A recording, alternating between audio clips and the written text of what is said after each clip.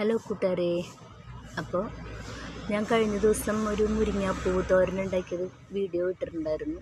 അപ്പോൾ മുരിങ്ങാപ്പൂവ് ഞാൻ എടുത്തത് ഒന്ന് കാണിച്ചു തരാൻ വേണ്ടിയിട്ടാണ്. കണ്ടില്ലേ, ഇതാണ് മുരിങ്ങാപ്പൂവ്. പക്ഷെ വേറൊരു കാര്യം പറയാം, ഇത് ഞങ്ങളുടെ വീട്ടിലെ അല്ല, തൊട്ടപ്പുറത്തെ വീട്ടിലെ മുരിങ്ങയിലുണ്ടായിരിക്കുന്ന പൂവാണ്. അപ്പോൾ ഇത് കണ്ടപ്പോൾ എനിക്കൊരു കൊതി. അങ്ങനെ ഞാനത് ഒരു തോട്ടി വെച്ച് ചായച്ച് ഈ മുരിങ്ങ ഇങ്ങോട്ട് ചായച്ചെടുത്തു. കണ്ടില്ലേ, മതിലാണ് ഈ കാണുന്നത്. ഈ മതിലിൻ്റെ തൊട്ടപ്പുറത്ത് തന്നെയാണ് അവരുടെ മുരിങ്ങ മരം. പക്ഷേ ആ മുരിങ്ങക്കൊമ്പ് മുഴുവനും കണ്ടില്ലേ, അതിൻ്റെ പൂവൊക്കെ എനിക്ക് കൈയെത്തിച്ച് പറിക്കാവുന്ന രീതിയിൽ നിൽക്കുകയാണ്. അപ്പോൾ ഞാൻ അതൊക്കെ എടുത്തിട്ടാണ് അന്ന് മുരിങ്ങാപ്പൂവിൻ്റെ തോരനുണ്ടാക്കിയത്. നല്ല ടേസ്റ്റായിരുന്നു കേട്ടോ.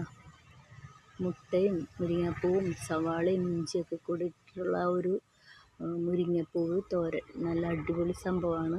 അപ്പോൾ ഇത് ബാക്കിയുള്ളതാണ്. ഇപ്പോൾ ഈ കാണുന്ന പൂക്കളൊക്കെ കണ്ടില്ലേ, ഇതൊക്കെ ബാക്കിയുള്ളതാണ്. ഇനിയും ഞങ്ങൾക്കൊരു ചെറിയൊരു തോരൻ ഉണ്ടാക്കാവുന്നത് ഇനിയും നിൽക്കുകയാണ്. അപ്പോൾ ഞാൻ നാളെ വീണ്ടും മുരിങ്ങാപ്പൂ തോരൻ ഉണ്ടാക്കും. അപ്പോൾ ഞാനിതെടുത്തപ്പോൾ നിങ്ങളൊന്ന് കാണിച്ചു തരണമെന്ന് എനിക്ക് തോന്നി. എല്ലാവർക്കും അറിയാൻ പറ്റും, എന്നാലും എൻ്റെ ഒരു സന്തോഷത്തിന് വേണ്ടി. Okay, by.